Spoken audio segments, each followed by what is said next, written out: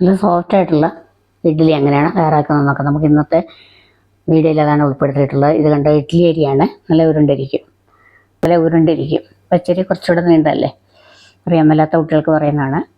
അപ്പോൾ അരി എടുത്തിട്ടുണ്ട്, 2 ഗ്ലാസ്സാണ് എടുത്തിരിക്കുന്നത്. ഒരേ അളവിനല്ല നമ്മളിത് എടുക്കണം. അതേ ഗ്ലാസ്സിൽ 1/2 ഗ്ലാസ് ഉഴുന്ന് എപ്പോഴും നമ്മൾ പുതിയത് എടുക്കാനായിട്ട് ശ്രദ്ധിക്കണം. 1/2 ടീസ്പൂൺ ഉലുവ കൂടെ ഉഴുന്നിൻ്റെ കൂടെ തന്നെ ചേർത്ത് കൊടുക്കണം. ഇനി അത് രണ്ടും വെള്ളം ഒഴിച്ച് ഒരു 5 മണിക്കൂർ നമുക്ക് കുതിരാനായിട്ട് വയ്ക്കാം.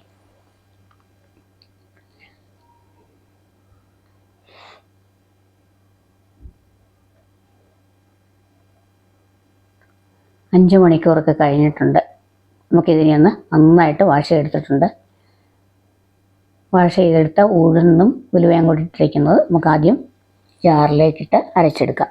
അതുപോലെ തന്നെ നമ്മൾ ഉഴുന്ന് അരയ്ക്കുമ്പോൾ എപ്പോഴും തണുത്ത വെള്ളം, ഫ്രിഡ്ജിൽ വെച്ചിരുന്ന തണുത്ത വെള്ളം ഒഴിച്ചു കഴിഞ്ഞാൽ നല്ല മയം ഉണ്ടാവും.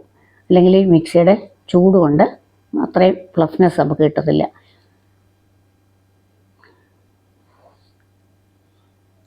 കുറേശ്ശെ വെള്ളം ഒഴിച്ച് നമുക്ക് അരച്ചെടുക്കാം. മിക്സി ചൂടാകരുത്, അതാണ് കാര്യം. നന്നായിട്ട് കണ്ടില്ലേ, ബബിൾസൊക്കെ വന്നിട്ടുണ്ട്, ഉഴുന്ന് നന്നായിട്ട് അരഞ്ഞു വന്നിട്ടുണ്ട്. നമുക്കൊരു പാത്രത്തിലേക്ക് ഇത് മാറ്റി വയ്ക്കാം. ഇതേ രീതിയിൽ ഫോളോ ചെയ്താൽ നിങ്ങൾക്ക് നല്ല സോഫ്റ്റ് ആയിട്ടുള്ള ഷേപ്പുള്ള ഇഡ്ഡലി തയ്യാറാക്കാം. ഇനി നമ്മൾ കുതിർത്ത് വെച്ചിരിക്കുന്ന ഇഡ്ഡലി റൈസ് ഉണ്ടല്ലോ, അതുകൂടെ നമുക്ക് ഇതിലേക്ക് ഇട്ട് കൊടുക്കാം.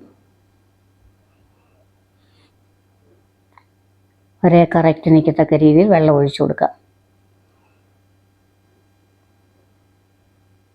ഇതിന് നമുക്കൊന്ന് നന്നായിട്ട് അരച്ചെടുക്കാം. അരി അരച്ചെടുത്തിട്ടുണ്ട്. ഉഴുന്നിൻ്റെ കൂടെ അതോടെ മിക്സ് ചെയ്യാം.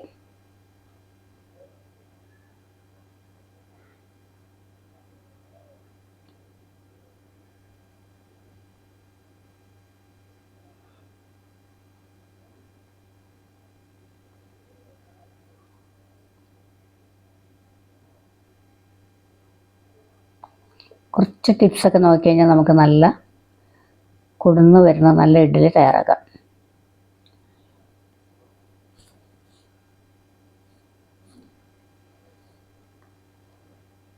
ഇനി ജാറിലേക്ക് കുറച്ച് വെള്ളം കൂടെ ഒഴിച്ച് നമുക്കിതിലേക്ക് ഒഴിക്കാം.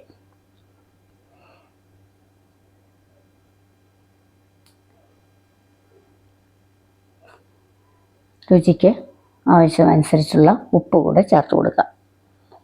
നന്നായിട്ട് നമുക്കിനി ഇതങ്ങ് മിക്സ് ചെയ്യാം. അപ്പം നല്ല ചൂടായതുകൊണ്ട് നമ്മൾ കിടക്കാറാകുമ്പോഴൊക്കെ ഞാൻ വരച്ച് വെക്കാറുള്ളത്, അല്ലെങ്കിൽ ഒരുപാട് അങ്ങ് പുളി വരും. അടച്ചത് മാറ്റി വയ്ക്കാം.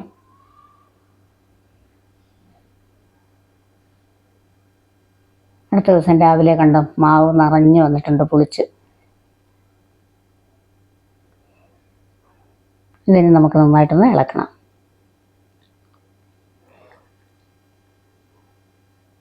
ഇഡ്ഡലി ഉണ്ടാക്കാനായിട്ട് തുടങ്ങാം. തട്ടിലൊക്കെ അല്പം എണ്ണ തൂത്ത് കൊടുക്കാം.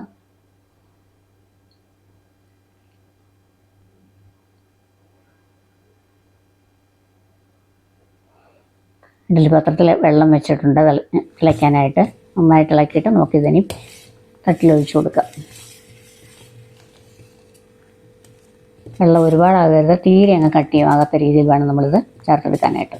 കുറവാണെങ്കിൽ ഒരു അല്പം വെള്ളം കൂടി ഒഴിച്ച് ഇളക്കിയെടുക്കാൻ. ഒരു 1/4 ഗ്ലാസ്സൊക്കെ മതിയാവും. ഇത് കറക്റ്റായിരുന്നു ഞാൻ അരച്ചെടുത്തിരുന്നത്. ഒരു തവി മാവൊഴിച്ച് നമുക്ക് ഇത് ഒഴിച്ച് കൊടുക്കാം.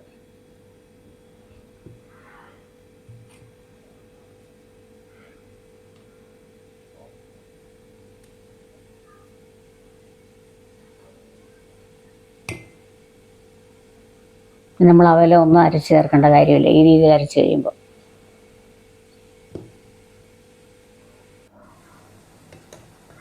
ഇഡ്ഡലി പാത്രത്തിൽ വെള്ളം തിളച്ച് വന്നിട്ടുണ്ട്. നമുക്കിതിനി 2 തട്ടും അതിലേക്ക് വെച്ച് കൊടുക്കാം. ഹൈ ഫ്ലെയിമിലാണ് ഇരിക്കുന്നത് ഇപ്പോഴേ.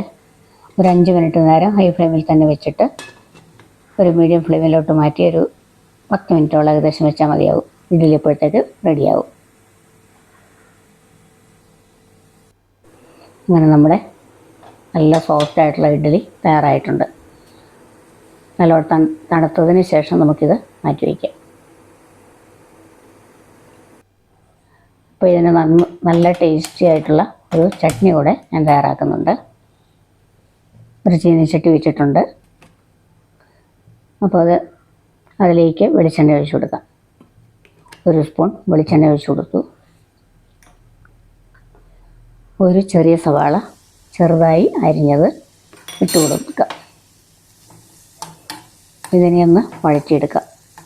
ഇങ്ങനെ ചട്നി ഒന്ന് ഉണ്ടാക്കി നോക്കിയാൽ നല്ലതാണ്. ദോശയ്ക്കും ഇഡ്ഡലിക്കൊക്കെ നല്ലൊരു ടേസ്റ്റ് ഉണ്ടാവും. അപ്പോൾ അതിലേക്ക് ഒന്നുകിൽ മുളക് അല്ലെ പച്ചമുളക്, ഞാനിപ്പോൾ ഇവിടെ മുളക് പൊടിയാണ് ചേർക്കുന്നത്. അത് നിങ്ങളുടെ ടേസ്റ്റിനനുസരിച്ച് ചേർക്കാം, കയ്യിലുള്ളതിൻ്റെ അനുസരിച്ച്. ഒരു 1/2 ടീസ്പൂണോളം മുളക് പൊടി ചേർത്തിട്ടുണ്ട്. ഒരു കപ്പ് തേങ്ങ മിക്സിയുടെ ജാറിലേക്ക് ഇട്ട് കൊടുത്തു. ഇനി നമ്മൾ വഴറ്റി വെച്ചിരുന്ന ഉള്ളി അതിനോട് ചേർക്കാം. തണുത്തതിന് ശേഷം അത് ചേർത്ത് കൊടുത്തിട്ടുണ്ട്.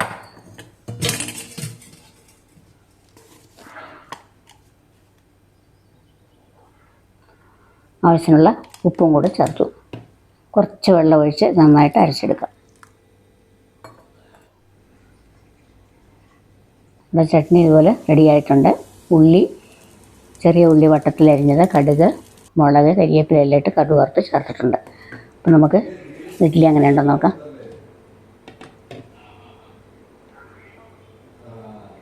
നല്ല സോഫ്റ്റായിട്ടുള്ള നല്ല ഷേപ്പിലുള്ള ഇഡ്ഡലി അല്ലേ ഇത്. ഇങ്ങനെയൊന്ന് തയ്യാറാക്കിയൊക്കെ നോക്കിയിട്ട് കമൻ്റൊക്കെ ഇടാൻ മറക്കരുത്. നമുക്കെല്ലാവർക്കും ഇഷ്ടമല്ലേ നല്ല ഇതായിട്ടുള്ള പഞ്ഞി പോലെയുള്ള ഇഡ്ഡലിയൊക്കെ ചട്നിയൊക്കെ കൂട്ടി കഴിക്കാൻ നല്ല ടേസ്റ്റാണല്ലേ. അപ്പോൾ ഇനി അടുത്ത പ്രാവശ്യം തയ്യാറാക്കുമ്പോൾ ഇങ്ങനെയൊന്ന് റെഡിയാക്കി നോക്കിയോളൂ. മുറിച്ച് കാണിക്കാം.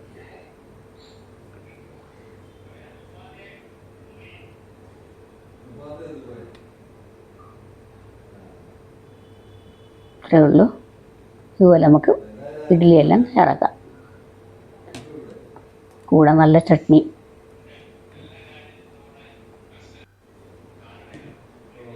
അപ്പോൾ ഇന്നത്തെ വീഡിയോ ഇഷ്ടമായാൽ നിങ്ങൾ ലൈക്ക് ചെയ്യാനും ഷെയർ ചെയ്യാനും സബ്സ്ക്രൈബ് ചെയ്യാനൊന്നും മറക്കരുത്. അതുപോലെ ഹൈപ്പ് ചെയ്യണം. നിങ്ങളുടെ അഭിപ്രായങ്ങൾ കമൻറ്റ് ചെയ്യാൻ മറക്കരുത്. ഇതുപോലെയാണ് നിങ്ങൾ ഏത് രീതിയിലാണ് ഇഡ്ഡലി ഉണ്ടാക്കുന്നത് എന്നോടൊന്നൊക്കെ ഒന്ന് കമൻറ്റ് ചെയ്യണം. അപ്പം അടുത്ത ഒരു നല്ല വീഡിയോയുമായി നമുക്ക് വീണ്ടും കാണാം.